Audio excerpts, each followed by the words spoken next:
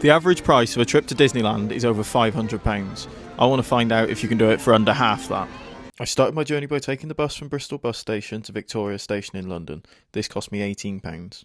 Once I had arrived in London, I had just over an hour until my coach departed for Disneyland, so I headed to the shop to get some snacks for the journey. This came to £4.48. I then got on the overnight Flixbus direct to Disneyland Paris, and this was £62.18. We got on the ferry from Dover to Calais just after midnight and then headed straight for the capital.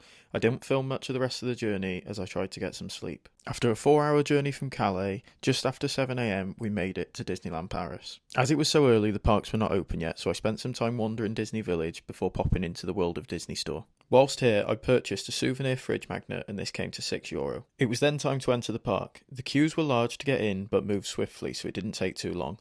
My ticket for entry cost £66.83. I started in Adventureland riding Indiana Jones and the Temple of Peril and the Pirates of the Caribbean ride. Then I headed over to Frontierland for a ride on Big Thunder Mountain and Phantom Manor. It was then time for lunch, so I stopped in the Cowboy Cookout Barbecue for the Sheriff's Meal. This came to €18 and in all honesty it really wasn't that great. I then walked this off by having a little look around the different themed stores that are located throughout the park. Afterwards, I headed into Adventureland and took a ride on Star Tours The Adventure Continues, followed by Hyperspace Mountain. This is easily my favourite ride, so I went on it a further 3 times in a row. Finally, I headed over to Fantasyland, where I went on the Snow White and the Seven Dwarfs ride. At 5:30, I went to the centre of Disneyland Park to see the stars on parade. I wasn't sure what to expect, but was highly impressed by the show that was put on. Shortly after this finished, I left the park and headed for the train station. The train cost an eye-watering £24 for the 10-minute journey between Disney and the airport. Once I arrived at the airport, I quickly proceeded to the gate and boarded shortly afterwards. The flight back to Bristol cost £51.93. Overall, the total spend was £247.48, so that makes this trip a success.